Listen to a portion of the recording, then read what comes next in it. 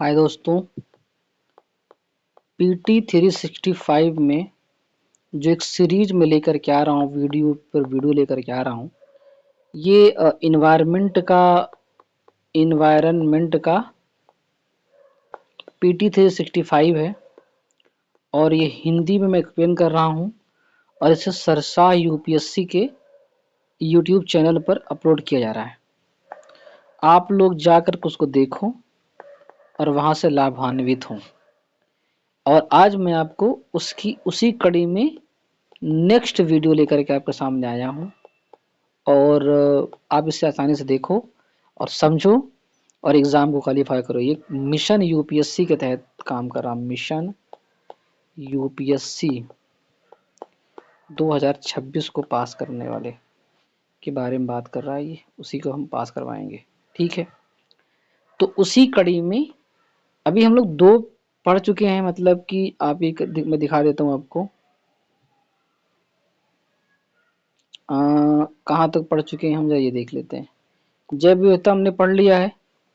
उसके बाद दूसरी टॉपिक हमारे जलवायु परिवर्तन, इसको भी हमने पढ़ लिया है, जिसमें कोप की बात की जा रही थी। अब हम पढ़ेंगे प्रदूषण के बारे में। जो प्रदूषण, फिर सतत विकास की बात की जाएगी, फिर आपदा प्रबंधन की बात की जाएगी, फिर भूगोल की बात की जाएगी, सुर्खियों में रहे स्थल की बात की जाएगी, फिर ये एक साथ तीनों बात कर ली जाएगी। अभी आपके सामने 3 से 4 वीडियो और आपके सामने दिए जाएंगे ताकि ये पूरा हो सके पूरे सही तरीके से, ठीक है। अब आइए हम चलते हैं अपने जहाँ से शुरू करने वाले हैं वहाँ पे चलते हैं। हम शुरू करेंगे यहाँ से, ठीक है। तो प्रदूषण के बारे में देखते हैं। अंतर्राष्ट्रीय अभिसमय या संधियां। तो 3 संधियां एक साथ हो रही हैं। 3 पक्षकार जो है बैठ रहे हैं साथ में। बेसल, रॉटरडम और स्टॉकहोम कन्वेंशन के जो पक्षकार है ना, 2025 में सम्मेलन हुआ इन तीनों का एक साथ में। जो बेसल कन्वेंशन था वो 17वीं उसकी थी, जो रॉटरडम का था वो 12वीं थी, जो स्टॉकहोम का था वो 12वीं बैठक थी। जेनेवा में एक साथ बैठक हुई है इनकी, यानी बेसल कन्वेंशन 17वीं, रॉटरडम 12वीं और स्टॉकहोम कन्वेंशन 12वीं जेनेवा में एक साथ बैठक हुई है। तो इन तीनों पक्षकार मिलकर के कुछ परिणाम निकला है इनका। संयुक्त प्रतिबद्धता, इन्होंने बोला कि तीनों पक्षकारों के सम्मेलन में अन्य पर्यावरण समझौतों के पहलों के साथ सहयोग बढ़ाने की बात बल दिया गया। तो इसमें बेसल कन्वेंशन जो कोप 17 है, इसका क्या कहना था। इन्हें कहा कि दीर्घ स्थायी कार्बनिक प्रदूषकों के प्रबंधन के लिए तकनीकी दिशा निर्देशों को अपडेट किया गया और नया रणनीतिक फ्रेमवर्क 2025 से लेकर 31 तक के लिए अपनाया गया। टेक्सटाइल अपशिष्ट की सीमा पार आवाजाही का कार्यक्रम शुरू किया गया। उसके बाद रोटरडम कन्वेंशन जो था, कोप 12 उसका हुआ था रोटरडम का। उसमें एक कार्बोसल्फान यानी कीटनाशक था और फिल्थियन नामक 2 रसायनों को अनुलग्नक 3 में शामिल किया गया है। अब क्या है अनुलग्नक, आगे देखेंगे हम। 2026-27 के लिए उन्होंने अनुपालन समिति कार्य प्रोग्राम को अपनाया गया है। और स्टॉकहोम कन्वेंशन क्या हो जाएगा फिर, को उसका 12 बैठा हुआ। तो अनुलग्नक ए में शामिल किए गए रसायन एक है क्लोर पायरीफास कीटनाशक, लॉन्ग चेन परफ्लोरो कार्बोक्सिल एसिड और मीडियम चेन क्लोरीन युक्त पैराफिन, ये सब इसमें शामिल है। और यूवी 328 की सूची, इसको छोड़ देते हैं। यह 300 यूवी 328 की सूची में संशोधन करते हुए कुछ नए विशिष्ट पदार्थ पर छूट प्रदान की गई, जैसे वाटर सील टेप, विमान में प्रयुक्त एडहेसिव और कोटिंग्स, ये सब चीजें। अब इसमें कुछ बातें कि खतरनाक अपशिष्टों के सीमा पार आवागमन तथा उसके निपटान के लिए बेसल कन्वेंशन और अंतर्राष्ट्रीय व्यापार में कुछ खतरनाक रसायनों और कीटनाशकों के लिए पूर्व सूचित सहमति पीआईसी प्रक्रिया पर रोटरडम कन्वेंशन। जो बेसल कन्वेंशन था वो आया था हमारा 1989 में स्विट्जरलैंड में, और जो रोटरडम कन्वेंशन 2004 में आया था। और ये बेसल कन्वेंशन जो है ना, ये पक्षकार देश में शामिल था भारत, और रोटरडम को भारत ने 2006 में स्वीकार किया है, ठीक है। और रोटरडम में जो 4 एनेक्स हैं, तीसरे एनेक्स में प्रतिबंधित रसायनों और कीटनाशक की सूची है, 1 2 3 4। जो रोटरडम है जो चौथे वाले में है वो रासायनिक प्रतिबंधक, जो प्रतिबंधित रासायनिक कीटनाशक हैं उनको उसमें शामिल किया गया है। ठीक है। आप बेसल में देखोगे तो कन्वेंशन खतरनाक अपशिष्ट की कई श्रेणियों को कवर करता है, जिन्हें उन्हें स्रोत, संगठन, संरचना या विशेषताओं के आधार पर पहचाना जाता है। इसमें अन्य अपशिष्ट की 4 श्रेणियों में शामिल की, जैसे घरेलू अपशिष्ट, कुछ विशेष प्रकार के प्लास्टिक अपशिष्ट आदि। इस तरह से बात करता है। उसके बाद आप देखोगे कि रोटरडम में देखते हैं बेसल कन्वेंशन और रोटरडम। ये है बेसल वाला और ये है रोटरडम वाला। एक बार फिर देख लेते हैं ऊपर वाला। हाँ, रोटरडम और बेसल, ये बेसल और ये रोटरडम। सीमा पार अपशिष्ट नियंत्रण, यह खतरनाक है, बेसल की बात की जा रही है, पीआईसी प्रक्रिया लागू करता है। फोकस के क्षेत्र क्या है बेसल वाले में, टेक्सटाइल अपशिष्ट है, शिप ब्रेकिंग है, हांगकांग कन्वेंशन के साथ ओवरलैप किया गया। अपवर्जन, रेडियोधर्मी अपशिष्ट तथा जहाज के सामान्य संचालन से उत्पन्न अपशिष्ट, क्योंकि वे अन्य अंतर्राष्ट्रीय उपायों के अंतर्गत कवर किए जाते हैं। उसके बाद रोटरडम में देखोगे कन्वेंशन के तहत क्या क्या चीजें, कीटनाशक, औद्योगिक रसायन है। तो आप रोटरडम में आप इतना याद रखो कि रसायन की बात की जा रही है और कीटनाशक की बात की जा रही है। जहाँ प्रतिबंध लग, यह रसायनों पर प्रतिबंध नहीं लगाता, कहाँ बल्कि जानकारी साझा करता है और राष्ट्रीय नीतियों के अनुसार ये काम कौन सा है, बाध्यकारी ये है, कानूनी रूप से पीआईसी की बात कर रहा है। दीर्घ स्थायी कार्बनिक प्रदूषकों पर स्टॉकहोम का कन्वेंशन, एक तो हो गया बेसल, एक हो गया रोटरडम, अब स्टॉकहोम के बारे में आ रहा है। 2001 में स्टॉकहोम संशोधन अपनाया गया, 2004 में लागू हुआ, 6 में इसकी पुष्टि भारत ने की। उद्देश्य ऐसे रसायनों से स्वास्थ्य और पर्यावरण की रक्षा करना जो पर्यावरण में लंबे समय तक टिके या बने रहते हैं तथा मानव शरीर के लिए और वन्य जीव में संचित हो जाने में इसे नुकसान पहुंचाते हैं, उसको स्टॉकहोम कन्वेंशन में किया गया था उसको। ठीक है। अब कन्वेंशन होगा मिनीमाता कन्वेंशन। मिनीमाता कन्वेंशन तो पारे पर मिनीमाता कन्वेंशन किया गया था।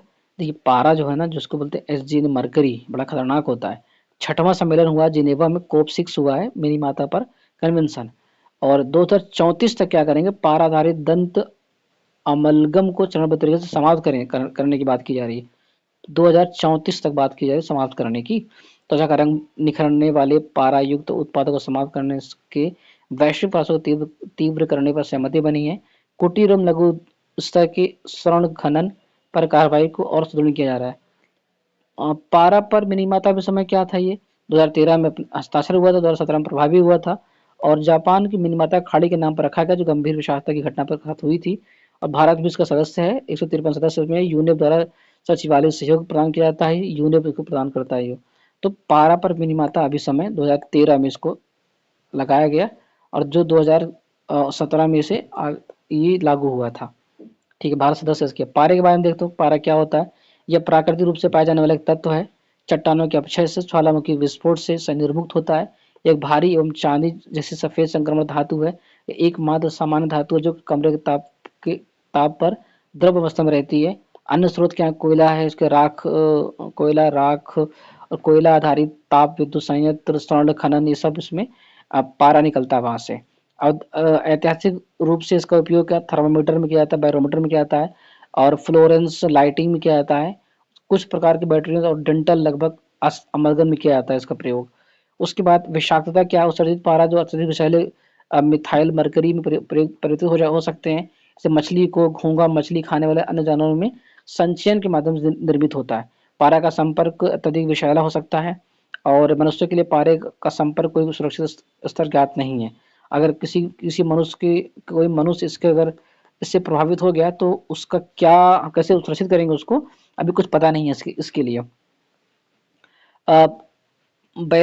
वैश्विक प्लास्टिक प्रदूषण संधि, वैश्विक प्लास्टिक प्रदूषण संधि यानी ग्लोबल प्लास्टिक पोल्यूशन ट्रीटी, वैश्विक प्लास्टिक प्रदूषण संधि विकसित करने के लिए अंतर सरकारी वार्ता समिति यानी एनआईसी की वार्ताएं स्थगित कर दी गई हैं। क्यों क्यों कर दी, बस एक न्यूज है, कर दी गई है। वैश्विक प्लास्टिक प्रदूषण संधि का विकास कैसे हुआ रही है, यहाँ तक उसका पूरा विकास दिख रहा है 25 तक का। और वैश्विक प्लास्टिक प्रदूषण संधि के बारे में देखना है तो 2022 में यूएनईए यूएनईए 2022 में प्लास्टिक प्रदूषण का अंत एक अंतर्राष्ट्रीय कानूनी रूप से बाध्यकारी साधन की और शीर्षक से अपनाया गया, जिसके तहत आईएनसी को समुद्री पर्यावरण सहित प्लास्टिक प्रदूषण पर एक अंतर्राष्ट्रीय कानूनी रूप से बाध्यकारी साधन विकसित करने का दायित्व सौंपा गया। दृष्टिकोण इसका बाध्यकारी और स्वैच्छिक दोनों प्रकार के शामिल हैं। असहमति क्या है? सऊदी अरब, ईरान, कुवैत, बहरीन, चीन, क्यूबा, भारत और समान विचार रखने वाले देशों ने उत्पादन पर प्रतिबंध का विरोध किया है। हालांकि यूरोपीय संघ सहित लगभग 100 देशों के उच्च महत्वाकांक्षा गठबंधन ने उत्पादन पर सीमा को अनिवार्य बताया है। प्लास्टिक प्रदूषण के बारे में क्या है? ये माइक्रो प्लास्टिक होते हैं, 5 मिलीमीटर तक के होते हैं इसका व्यास। और नैनो प्लास्टिक्स 1000 नैनोमीटर से कम व्यास होता है। इसका परिमाण क्या है? प्लास्टिक उत्पादन 460 मिलियन मीट्रिक टन प्रतिवर्ष से अधिक है। प्रतिवर्ष 20 मिलियन टन प्लास्टिक पर्यावरण में प्रवेश कर जाता है। विश्व आर्थिक मंच कुल प्लास्टिक उत्पादन के केवल 9% ही का ही पुनर्चक्रण किया जाता है। समुद्री सतह पर 90% से अधिक प्लास्टिक माइक्रो प्लास्टिक है। स्रोत बोतल, ढक्कन, cigarette, shopping bag, cup, straw, चश्मे के लेंस, कार, टायर, जहाज़ों से निकलने वाला पेंट, छोड़ा गया मछली पकड़ने का जाल आदि। माइक्रो प्लास्टिक के बारे में, अबाउट माइक्रो प्लास्टिक्स, क्या होते हैं माइक्रो प्लास्टिक पता है आपको? माइक्रोप्लास्टिक ये स्थायी, अत्यधिक गतिशील होते हैं। इन्हें पर्यावरण से हटाना कठिन है। इनके पृष्ठ क्षेत्रफल एवं आयतन के मध्य अनुपात उच्च होने के कारण अधिक प्रदूषकों को अवशोषित कर लेते हैं और प्रदूषण के प्रति अधिक प्रवण हो जाते हैं। समय के साथ जल निकायों में एकत्रित होते रहते हैं। माइक्रोप्लास्टिक के प्रकार, कुछ प्रकार भी होते हैं। प्राथमिक माइक्रोप्लास्टिक वे प्लास्टिक जो जानवरों को छोटे आकार में बनाए जाते हैं। उदाहरण के लिए प्लास्टिक प्लेट्स होते हैं, विनिर्माण क्षेत्र में उपयोग किए जाते हैं। व्यक्तिगत देखभाल उत्पादों में माइक्रो बीड्स, उदाहरण के लिए टूथपेस्ट, फेस वॉश, सौंदर्य प्रसाधन आदि। द्वितीयक माइक्रोप्लास्टिक क्या होते हैं? वे प्लास्टिक की बड़ी वस्तुएं टूटने से उत्पन्न होते हैं। उदाहरण के लिए पॉलिएस्टर या नायलॉन जैसे सिंथेटिक फाइबर जैसे बने माइक्रोफाइबर्स। प्रभाव का मानव स्वास्थ्य को प्रभावित करता है ये। मानव रक्त को, फेफड़ों को, प्लेसेंटा को, खाद्य श्रृंखला और मृदा संदूषण का कारण बनता है। पौधों की प्रकाश संश्लेषण क्षमता को लगभग 12% तक कम कर देता है। समुद्री जीवन पर प्रभाव डालता है, जिससे जैव अवधन आदि होता है। उसके बाद एक चीज इसमें बहुत इंपॉर्टेंट वही है कि वैश्विक प्लास्टिक प्रदूषण विकास कैसे हुआ। 1988 में हुआ मार्पोल इनेक्स, आईएमओ द्वारा किया था। मार्पोल आईएमओ द्वारा, ये पहले पढ़े थे हम लोग आगे चल करके। आप पिछला कुछ वीडियो आप देखेंगे तो उसमें उसमें है मार्पोल के बारे में, जो आईएमओ द्वारा किया गया था, 1988 में किया था। जहाजों से प्लास्टिक अपशिष्ट निर्वहन पर प्रतिबंध लगाने वाली पहली संधि थी। 158 पक्षकार थे इसमें। तो जो जहाज से प्रदूषण निकलता था ना, जहाज से, तो उस पे एक मार्पोल संधि की गई थी, एनेक्स किया गया था। आईएमओ ने द्वारा किया था, 1988 में किया था। फिर 2012 में रियो+20 घोषणा हुआ। समुद्री प्लास्टिक प्रदूषण को एक वैश्विक चिंता के रूप में मान्यता मिली गई। 2015 में सतत विकास लक्ष्य एजेंडा अपनाया गया। 2030 तक एसडीजी 12 और 14.1 अपशिष्ट में कमी करना, संधारणीय उपभोग को बढ़ावा देना और समुद्री प्लास्टिक प्रदूषण पर नियंत्रण करना। फिर 2019 में आया तो बेसल कन्वेंशन हुआ। बेसल कन्वेंशन प्लास्टिक कचरे को वैश्विक पूर्व सूचना और पूर्व सहमति आईपीआईसी नियमों को दायरे में लाया गया। 2020 दशक में व्यापार और प्लास्टिक प्रदूषण किया गया कि अंकटाड हुआ डब्ल्यूटीओ द्वारा प्लास्टिक विकल्प को बढ़ावा देने, डेटाबेस और डब्ल्यूटीओ के संवाद हेतु नीतिगत आह्वान किया गया। उसके बाद 2022 से 25 के बीच में क्या किया गया? अंतर सरकारी वार्ता समिति यूएनईए के प्रस्ताव के तहत प्लास्टिक के पूरे जीवन चक्र, उत्पादन से लेकर निपटान तक को संबोधित करने वाली संधि पर वार्ता का जनादेश किया गया। उसका नाम है आईएनसी, यानी अंतर सरकारी वार्ता समिति 2022 से लेकर 25 के बीच में हुआ। ठीक है भाई। अब प्लास्टिक प्रदूषण के नियंत्रण के लिए कुछ भारत ने कुछ किया हुआ है। ठोस अपशिष्ट प्रबंधन द्वारा नियम 2016 लाया। इसके नियम के तहत क्या है? प्लास्टिक अपशिष्ट के निपटान के लिए विनिर्माताओं पर शुल्क लगाते हैं। और प्लास्टिक अपशिष्ट प्रबंधन नियम 2016, ये नियम पृथक्करण, पुनर्चक्रण, विस्तारित उत्पादक और उत्तरदायित्व आदि पर ध्यान केंद्रित करके प्लास्टिक अपशिष्ट के प्रबंधन में सुधार लाते हैं। 2022 से एकल उपयोग प्लास्टिक कुछ वस्तुओं पर प्रतिबंध लगा दिया गया। प्लास्टिक अपशिष्ट प्रबंधन संशोधन नियम 2021 की बात करते हैं। देखते कैरी बैग की मोटाई की सीमा में वृद्धि की गई। 30 सितंबर 2021 इसकी सीमा 50 माइक्रोन से बढ़ाकर 75 माइक्रोन कर दी गई, जबकि 31 दिसंबर 2022 यह सीमा 120 माइक्रोन तक बढ़ा दी गई है। अनिवार्य जूट पैकेजिंग अधिनियम 2010, एक अनिवार्य जूट पैकेजिंग अधिनियम 2010 आया, उसमें प्लास्टिक पैकेजिंग के विकल्प रूप जूट पैकेजिंग के उपयोग को अनिवार्य कर दिया गया।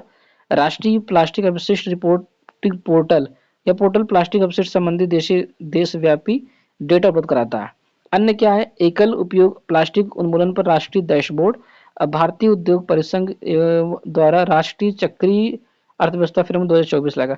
सुर्खियों में रहने वाली कुछ शब्दावलियां उसमें है, बैक्टीरिया इडी इडियोनेला सैकाइनिन्स सैकाइंसिस सैकाइंसिस, बैक्टीरिया इडियोनेला सैकाइंसिस, इन्हें प्लास्टिक खाने वाले बैक्टीरिया कहा जाता है।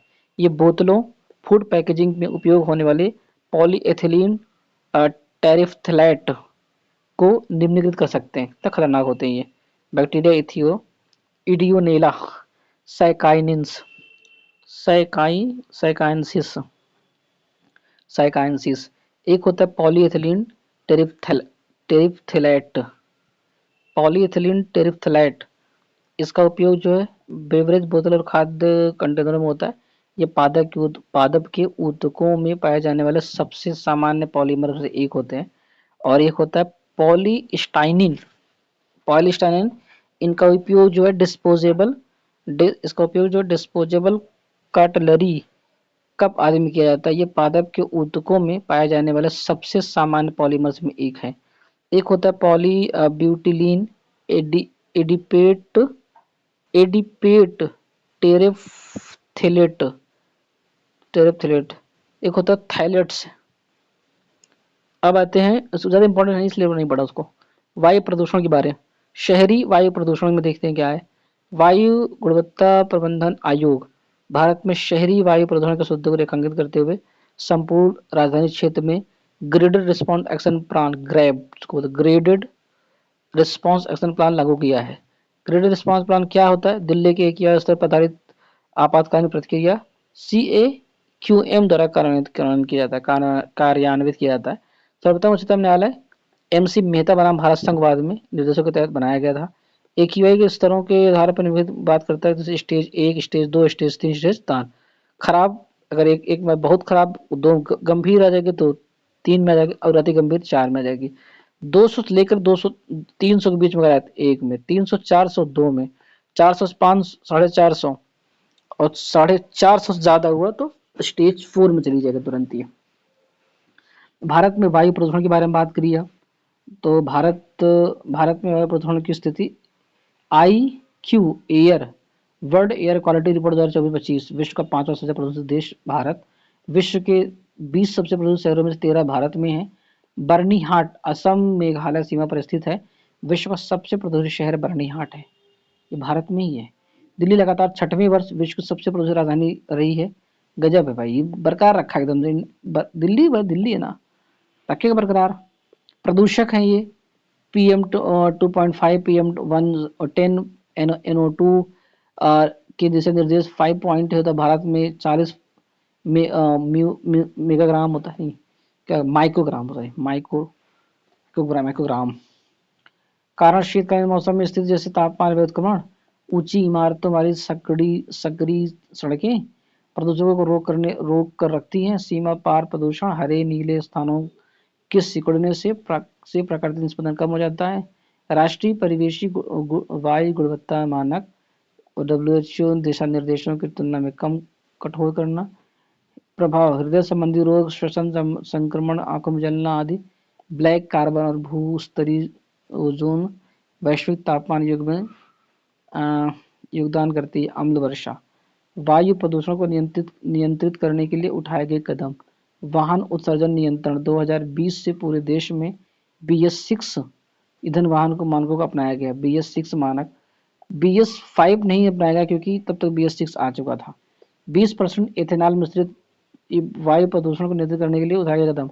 वाहन उत्सर्जन में क्या BS6 अपनाया गया है। 20% एथेनॉल मिश्रित पेट्रोल E20 जिसका नाम रखा गया, एथेनॉल 20 इस्तेमाल किया जा रहा है।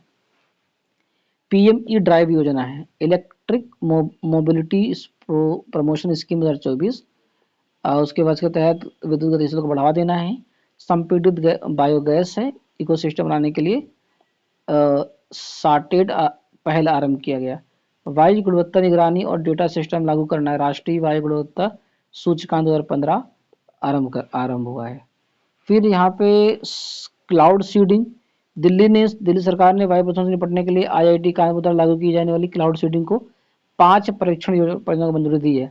वैज्ञानिक मौसम संशोधन तकनीकी, जिसमें वर्षण के लिए आर्द्रता युक्त बादलों में सिल्वर आयोडाइड से उसे प्रसारकों को छोड़ा जाता है। मौजूदा प्राकृतिक बादलों का छिड़काव किया जाता है, बादल नहीं बनता है।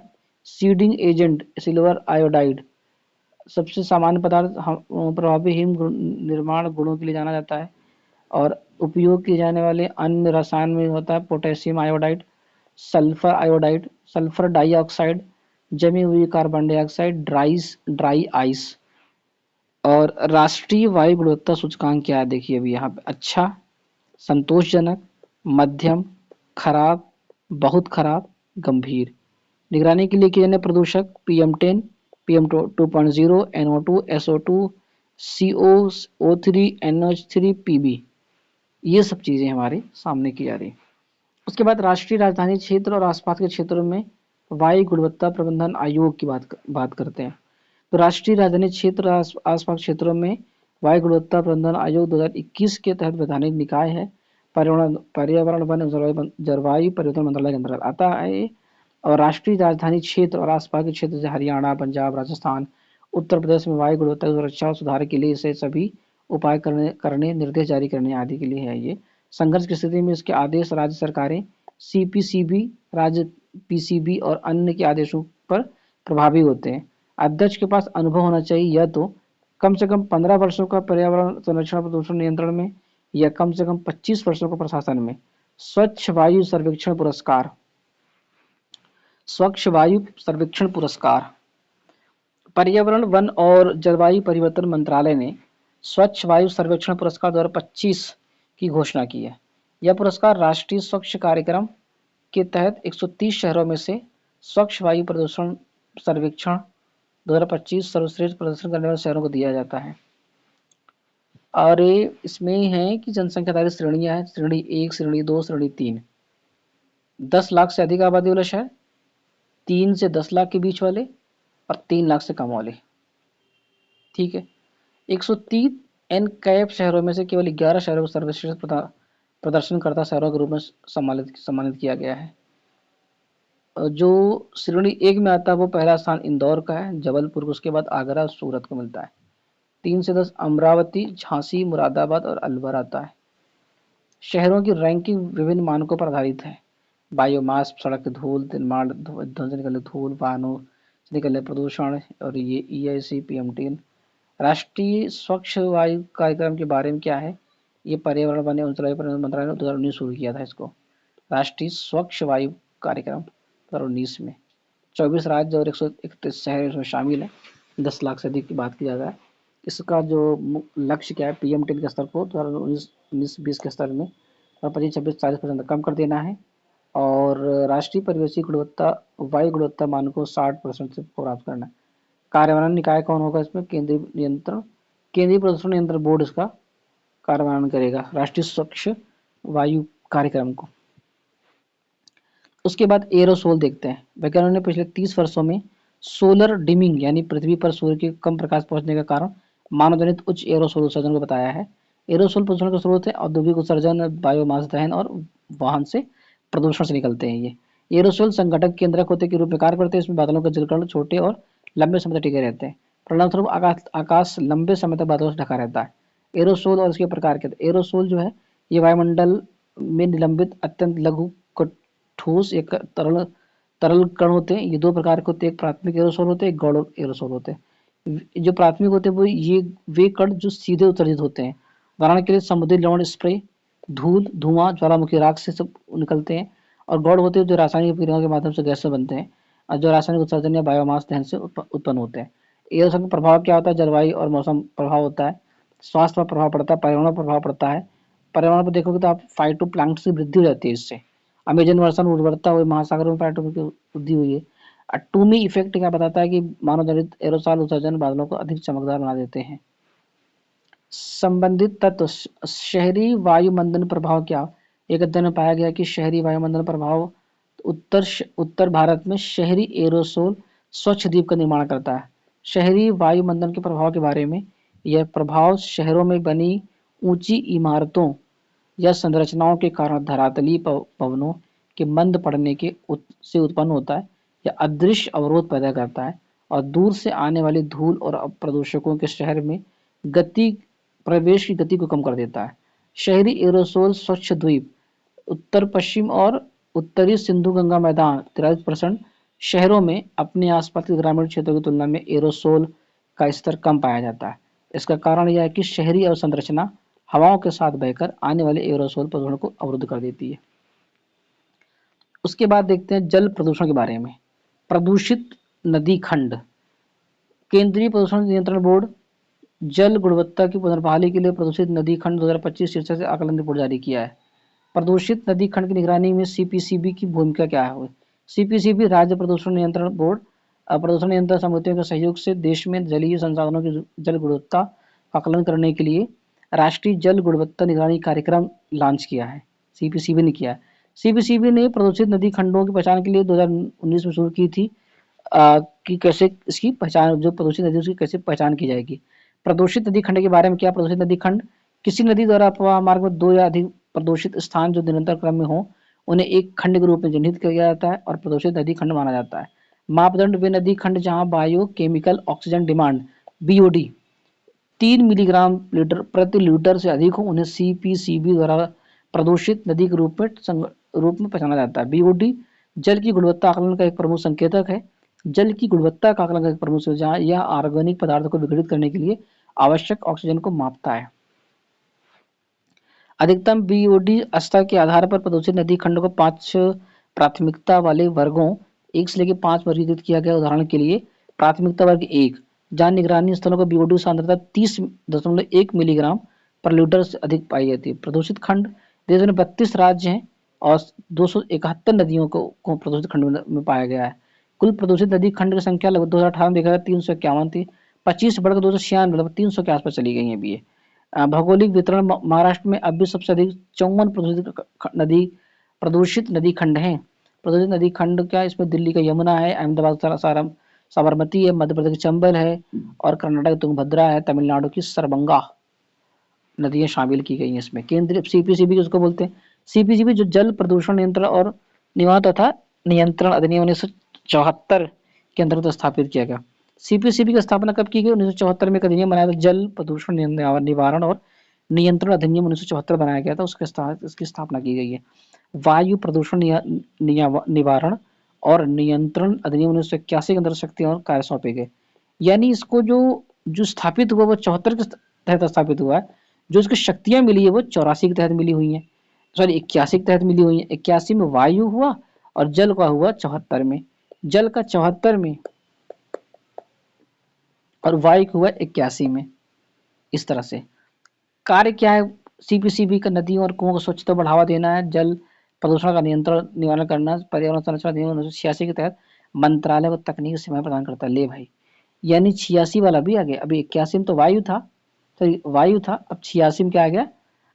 पर्यावरण मंत्रालय भी आ गया। तो उसके बाद पर्यावरण संरक्षण अधिनियम भी आ गया, उसके तहत ये क्या करता है? मंत्रालय को तकनीकी सेवाएं देता है। राष्ट्रीय वायु गुणवत्ता कार्यक्रम निगरानी कार्यक्रम, राष्ट्रीय जल गुणवत्ता निगरानी कार्यक्रम के अंतर्गत जल गुणवत्ता आकलन आदि करता है। राज्य प्रदूषण नियंत्रण बोर्ड क्या है?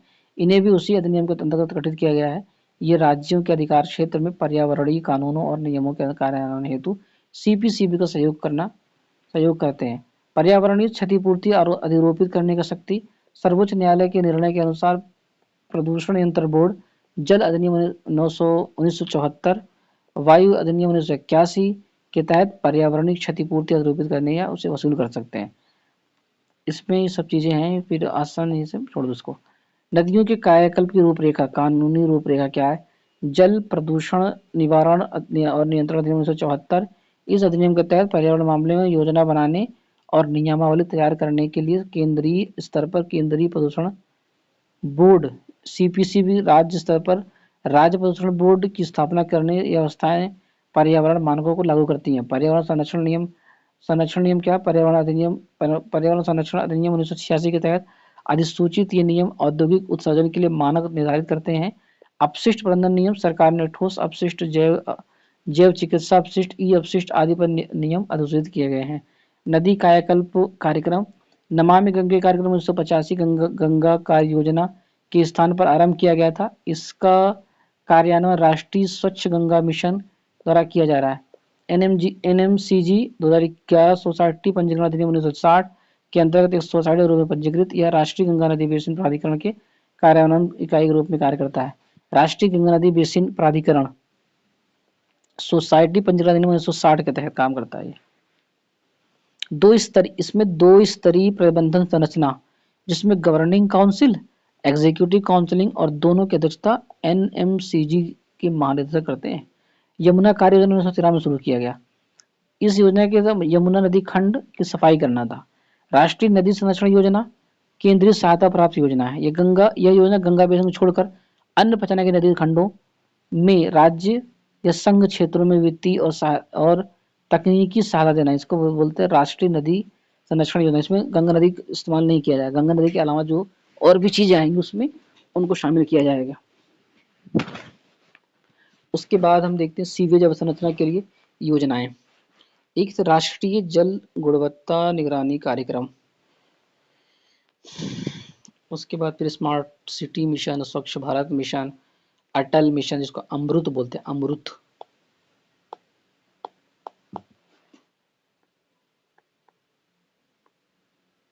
अमृत ऐसे। विलवणीकरण और प्रौद्योगिकियां, आईआईटी बॉम्बे वैज्ञानिकों ने खारे पानी के उपचार के लिए कमल के पत्ते जैसा सोलर एवापोरेटर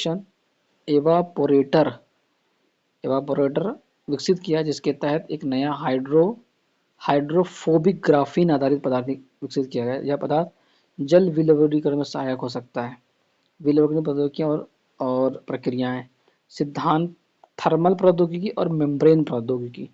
जो सिद्धांत है वो ये कहता है कि इसमें खारे पानी को गर्म करके उसके संग्रहित वाष्प को एकत्र करके शुद्ध पेयजल प्राप्त किया जाता है, मुख्य रूप से समुद्री जल विलवणीकरण के लिए।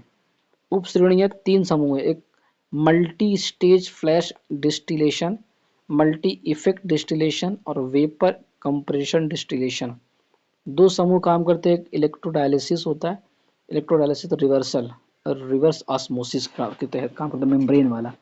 अच्छा, मेम्ब्रेन थोड़ा सा आपके वैसे भी समझ में आ जाना चाहिए कि मेम्ब्रेन की बात कर रहा है तो थोड़ा सा वो जो झिल्ली उल्ली की बात करता रहता है पहले से ही लगा हुआ, उसकी बात कर रहा है। ये झिल्ली के तहत कुछ काम कर रहा है जैसे।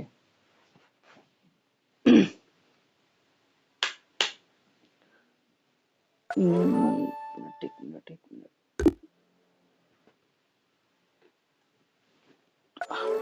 लग गया चार्जिंग में, क्योंकि भी तू बैठ जाएगा ना तुरंत ये।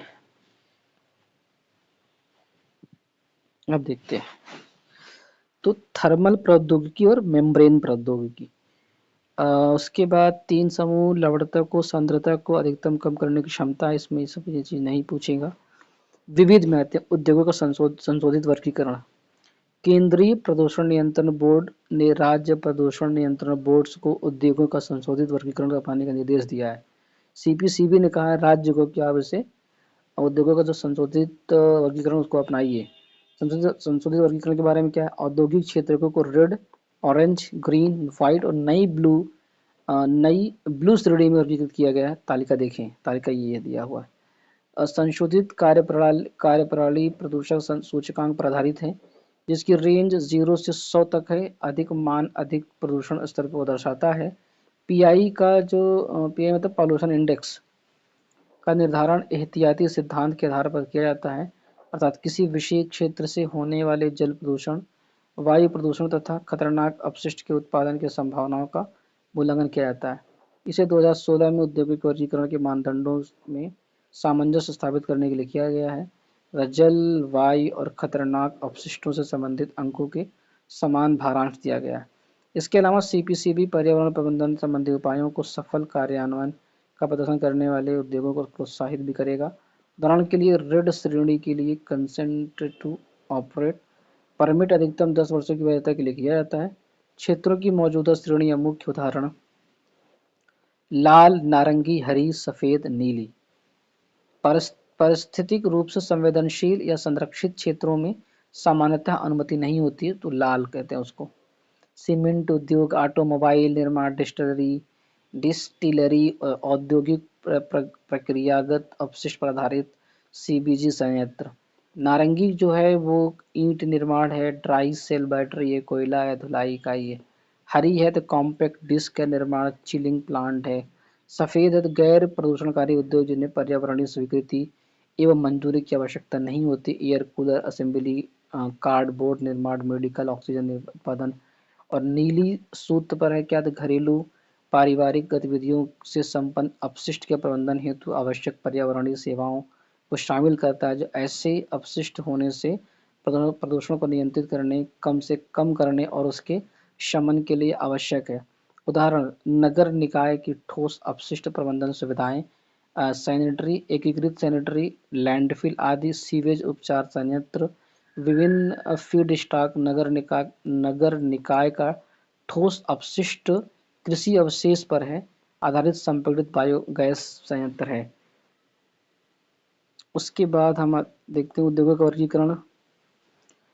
इसकी शुरुआत 1989 में किया गया था। केंद्रीय पर्यावरण, वन और जलवायु परिवर्तन मंत्रालय से शुरू किया था। दून घाटी उत्तराखंड अधिसूचना के साथ हुई थी। दून घाटी आपको उत्तराखंड में है, पता है आपको। और वर्गीकरण जो जो प्रदूषण सूचकांक था उसका वर्गीकरण 2016 में किया गया। यह वर्गीकरण संपूर्ण औद्योगिक क्षेत्र के लिए, ना कि अलग अलग इकाइयों के लिए है। उसके बाद इसको दूसरा देखते हैं कि दूषित स्थल प्रबंधन के लिए नए नियम अधिसूचित किए गए। दूषित स्थल प्रबंधन की, जो स्थल दूषित हो गए उसका प्रबंधन कैसे होगा, तो पर्यावरण मंत्रालय है, तो दूषित संरक्षण, दूषित स्थलों का प्रबंधन नियम 2025 लाया गया। कवर किए गए प्रदूषक, खतरनाक अन्य अपशिष्ट प्रबंधन सीमा संचालन नियम 2016 के अनुसार 189 खतरनाक पदार्थ शामिल किए गए। कवर नहीं किए प्रदूषक, रेडियोधर्मी अपशिष्ट, खनन, समुद्र तेल रिसाव, ठोस अपशिष्ट और डंपों से होने वाले प्रदूषण, ये सभी अलग अलग कानूनों पर शासित है। प्रतिक्रिया स्तर, कृषि है, आवासीय है, वाणिज्यिक और औद्योगिक क्षेत्रों के लिए अलग अलग प्रतिक्रिया स्तर निर्धारित किए गए हैं। दूषित स्थल प्रबंधन, दूषित स्थल ऐसे क्षेत्र है जहाँ पहले खतरनाक अपशिष्ट का निपटान किया जा चुका है, जिससे मिट्टी और पानी प्रदूषित हो रहे हैं, साथ ही स्वास्थ्य और पर्यावरण के लिए खतरा पैदा हो रहा है। स्थल की पहचान, स्थानीय निकायों, जिला प्रशासन द्वारा राज्य प्रदूषण नियंत्रण बोर्डों के को वर्ष में 2 बार संदिग्ध स्थलों की सूचना देनी होगी। स्थल का मूल्यांकन, सीपीसीबी इस संदिग्ध स्थलों का निरीक्षण करेंगे और संभावित दूषित स्थलों की सूची बनाएंगे और केंद्रीकृत ऑनलाइन पोर्टल पर केंद्रीय प्रदूषण नियंत्रण बोर्ड को सूचना देंगे। उसके बाद फिर पहचान और सफाई योजना, फिर ये मूल्यांकन के लिए वित्त, लोक दायित्व बीमा अधिनियम 1991 के तहत पर्यावरण के राहत कोष में से सरकार और राज्य सरकार दोनों को वहन किया जा सकता है। दंड, विशेषकर यदि स्वास्थ्य को खतरा हो तो राज्य बोर्ड सफाई न करने पर जुर्माना लगा सकता है। उसके बाद खतरनाक और अन्य अपशिष्ट प्रबंधन सीमा पार संशोधन नियम। खतरनाक और अन्य अपशिष्ट प्रबंधन के लिए हम बात कर रहे हैं। खतरनाक और अपशिष्ट प्रबंधन के लिए सीमा 2025। ये सुर्खियों में क्यों है, क्योंकि ये पर्यावरण मंत्रालय ने इसको शुरू किया है नियम। और ये कब होगा, ये 1 मिनट इस तरह से, हाँ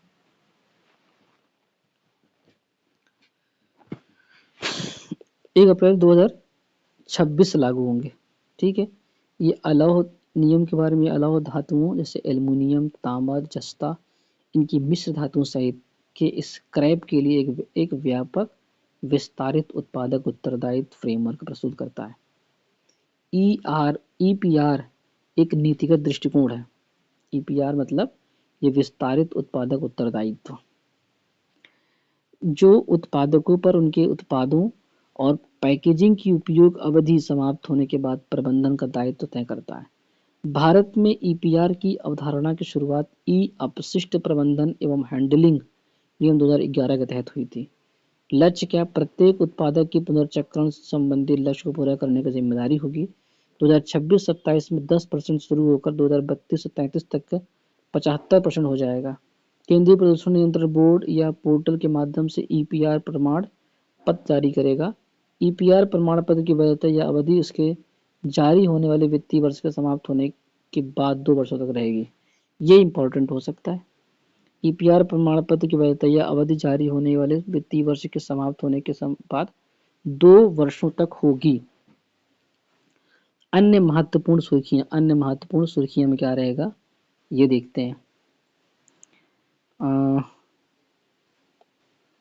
वायु प्रदूषण और स्वास्थ्य पर WHO वैश्विक सम्मेलन, ये आप देखिए इसको, वायु प्रदूषण और स्वास्थ्य पर WHO वैश्विक सम्मेलन। इसका आयोजन WHO और कोलंबिया एवं संयुक्त राष्ट्र पर्यावरण कार्यक्रम, विश्व मौसम संगठन जैसी अन्य यूएन एजेंसियों ने मिलकर किया था। स्वच्छ वायु और स्वच्छ ऊर्जा प्राप्ति के लिए जलवायु परिवर्तन को रोकने के लिए कार्रवाइयों में तेजी लाना होता है। मुख्य उपलब्धियां क्या, 50 से अधिक देशों ने वायु प्रदूषण के स्वास्थ्य पर पड़ने वाले नकारात्मक प्रभावों को 2040 तक 50% तक कम करने के साझा लक्ष्य को के प्रति प्रतिबद्धता व्यक्त की है। भारत ने क्या किया है, भारत ने राष्ट्रीय स्वच्छ वायु कार्यक्रम लक्षित उपायों के माध्यम से 2040 तक वायु प्रदूषण के स्वास्थ्य पर पड़ने वाले प्रभावों को कम करने की अपनी प्रतिबद्धता जताई है। उसके बाद हम देखते हैं कि स्मॉग ईटिंग टेक्नोलॉजी। दिल्ली सरकार ने सड़कों पर स्मॉग ईटिंग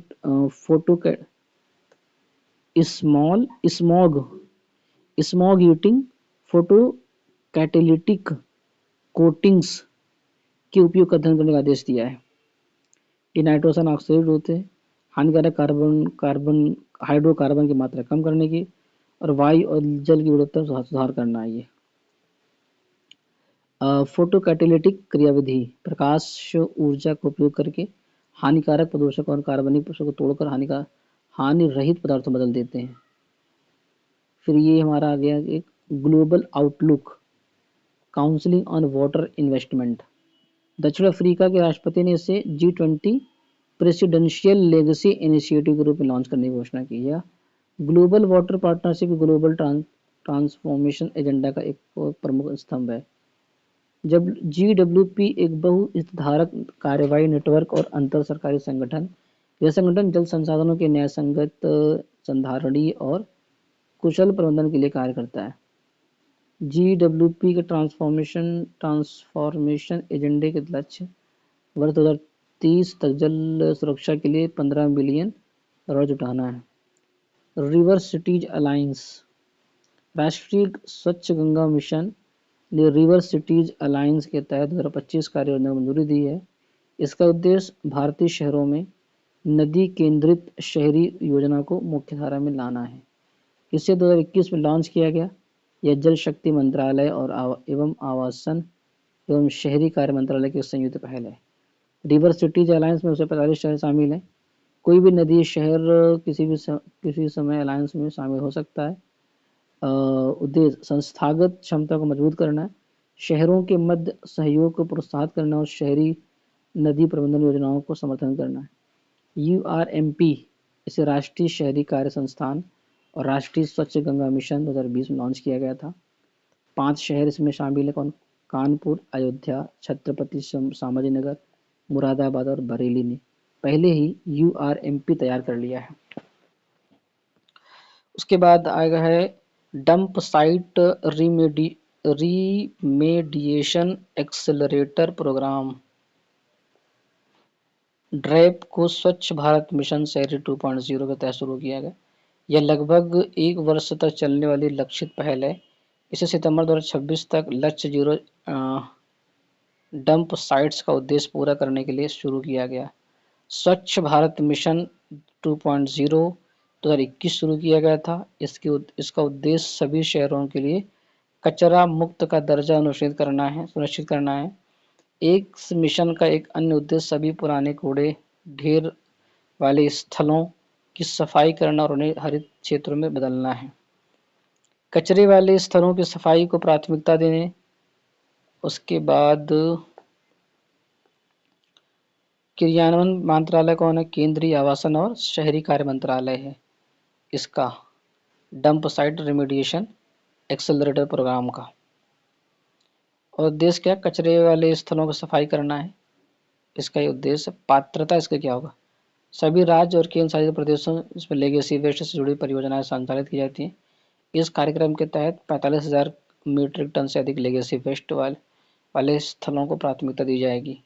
भारत के डंप साइट्स का प्रबंधन, प्रमुख उत्सर्जन और प्रदूषण की चिंताएं। निक्षालन, लीचेड लीचेट, यह डंप साइट के अपशिष्ट के नीचे से निकलने वाला प्रदूषित तरल पदार्थ है। लैंडफिल, कार्बन डाइऑक्साइड और मीथेन का मिश्रण जो ऑक्सीजन की कमी की स्थिति में अपशिष्ट के सड़ने से बनता है। प्रमुख प्रौद्योगिकियां, बायो कैपिंग, डंप साइट को अपशिष्ट स्थल से एक हरित क्षेत्र जैसे कि पार्क में बदलना, जैव खनन, बायो माइनिंग जिसको बोलते हैं, सूक्ष्म जीवों की मदद से अपशिष्ट से आर्थिक रूप से उपयोगी पदार्थ निकालना होता है। उसके बाद national naval pollution response exercise, भारतीय तटरक्षक ने करेगा ये। नेटपोल रिक्स X10 संस्करण इसका है। 2 वर्षों में एक बार आयोजित होता है ये। प्रमुख अभ्यास है, भारत की राष्ट्रीय तैयारियां बात करता है, तेल रिसाव की घटनाओं के मामलों की कार्रवाई कर सकता है। इसकी सुर्खियों में रहने शब्दावली है, धरातली या क्षुमंडलीय ओजोन। सीपीसीबी ने क्या रिपोर्ट में पाया गया कि जो ओजोन है वो प्रदूषण से सर्वाधिक प्रभावित एनसीआर है। इसके बाद दूसरे स्थान में मुंबई महानगर आता है। क्या ओजोन से ज्यादा प्रभावित है एनसीआर और मुंबई। धरातलीय ओजोन, क्षुमंडलीय ओजोन के बारे में देखते हैं। क्षुमंडलीय ओजोन एक द्वितीयक और वायुमंडल में कम समय तक रहने वाला प्रदूषक है। यह वातावरण में केवल कुछ घंटों से लेकर कुछ सप्ताह तक मौजूद रहता है। उत्तरदायी कारक क्या, नाइट्रस ऑक्साइड होता है, वाष्पशील कार्बनिक यौगिक यानी VOC, बीज रासायनिक प्रक्रिया से बनती है।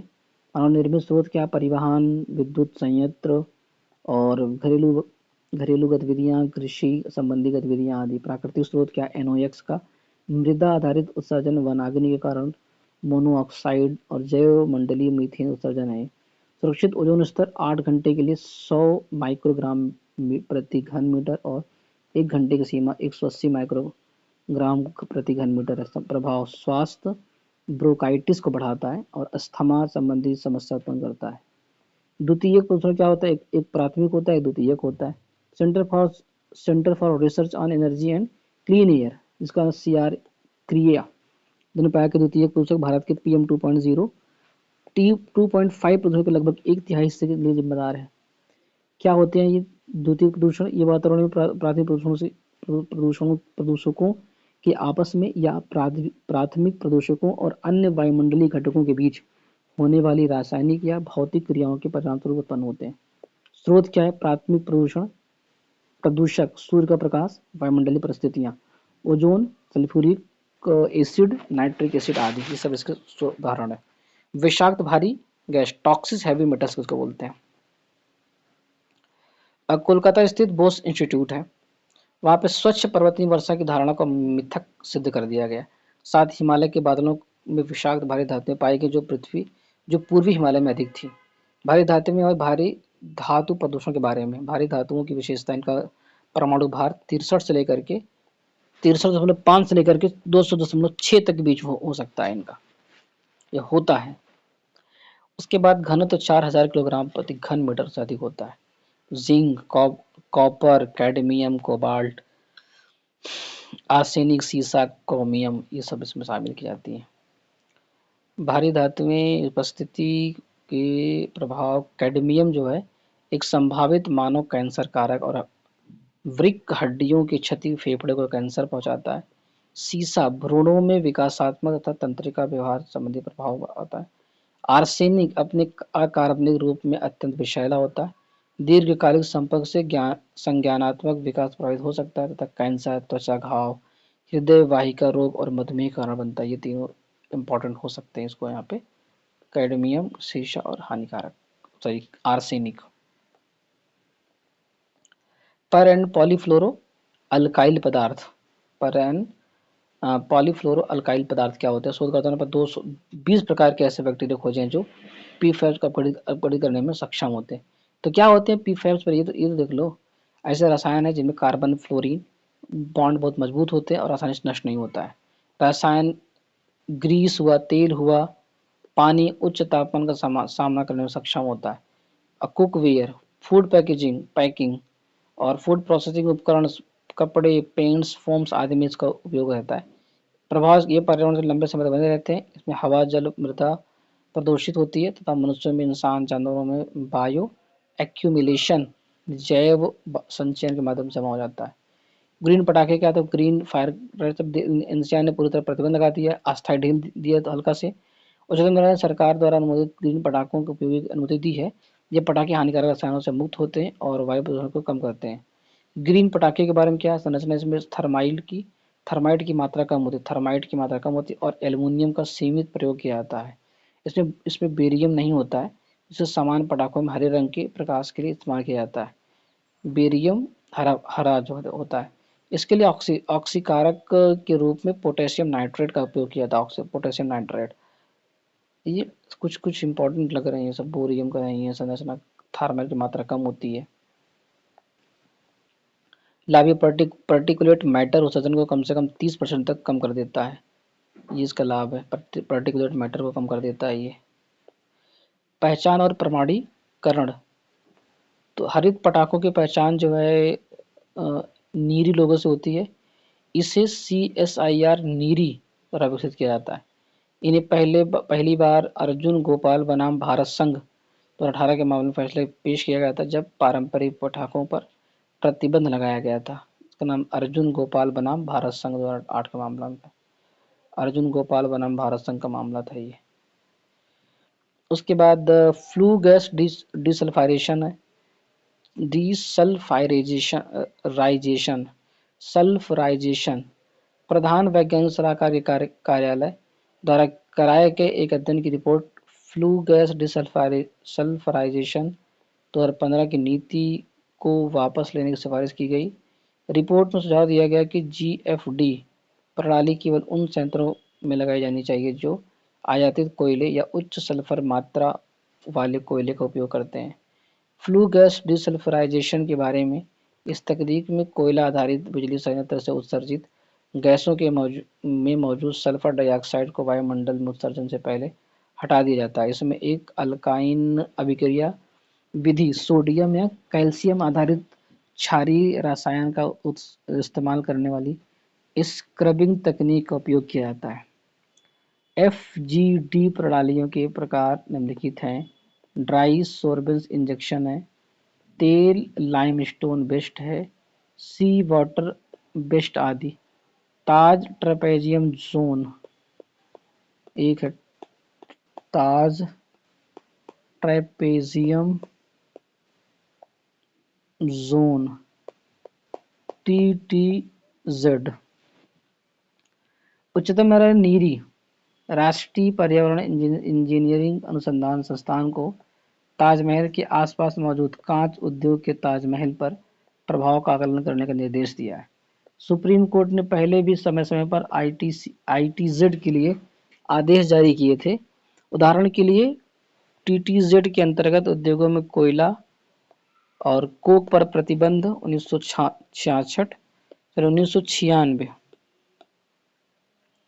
ताज ट्रेपेजियम जोन के बारे में अवस्थित ताज ट्रेपेजियम जोन ताजमहल स्मारक के चारों ओर ट्रेपेजॉइड या समतल चतुर्भुज लगभग 10,400 वर्ग किलोमीटर का अधिसूचित क्षेत्र है।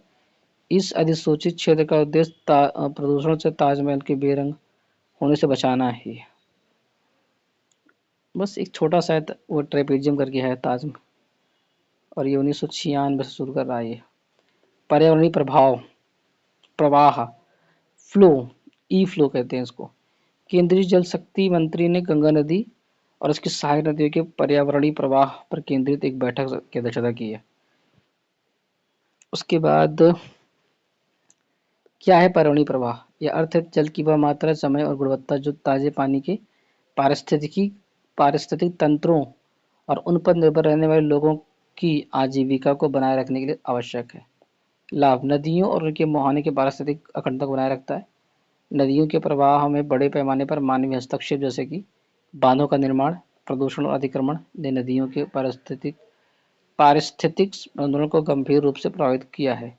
इन्हीं समस्याओं का समाधान करने के लिए पर्यावरणीय प्रवाह की अवधारणा पेश की गई है। सुर्खियों में रहने वाली संबंधित कुछ रिपोर्ट्स हैं जो सुर्खियों में हैं। State of global air 2025 report, health effect institute और institute for health metrics and evaluation संयुक्त राज्य अमेरिका ने जारी किया इसको। और ओजोन प्रदूषण में क्या है, ओजोन प्रदूषण से संपन्न मानने वाले आबादी मामले भारत दुनिया में तीसरे स्थान पर है। आप ये देखिए, ओजोन प्रदूषण के संपर्क में आने वाली आबादी के माध्यम में भारत दुनिया में तीसरे स्थान पर है। ये रिपोर्ट कहती है, कौन रिपोर्ट है वो, स्टेट ऑफ ग्लोबल एयर। उसके बाद एयर क्वालिटी लाइफ इंडेक्स 2025 वार्षिक रिपोर्ट अपडेट। माइकल ग्रीनस्टोन और शिकागो विश्वविद्यालय के एनर्जी पॉलिसी इंस्टीट्यूट की उनकी टीम है। उस पर ग्लोबल अपडेट, ये सब फिर उतना ज़्यादा इम्पोर्टेंट नहीं है, इसलिए ये वाला हमारा वीडियो हुआ हमारा, यानी हमने तीसरा भी टॉपिक कंप्लीट कर लिया है। और हम बढ़ेंगे चौथे टॉपिक की तरफ जिसका नाम है सतत विकास लक्ष्य की तरफ। और ये बहुत इम्पॉर्टेंट है सतत विकास लक्ष्य, और हम आपको इसको अगले वीडियो में प्रोवाइड करेंगे। ठीक है, नेक्स्ट वीडियो में हम आपको देंगे सतत विकास लक्ष्य के बारे में। इसलिए अभी प्रदूषण के बारे में हो चुका है पूरा प्रदूषण। तो आप इसे, बस एक रिक्वेस्ट है, इसे आप इसे सब्सक्राइब करिए प्लीज़, इसे सब्सक्राइब करें। और ये सरसा कोचिंग जो है ना, सरसा यूपीएससी सिर्फ आपके लिए लगा हुआ है। ये मिशन यूपीएससी 2026 को के लिए एकदम फोकस है, ये के लिए फोकस है, focus for prelims 2026 only for you. इसलिए प्लीज इस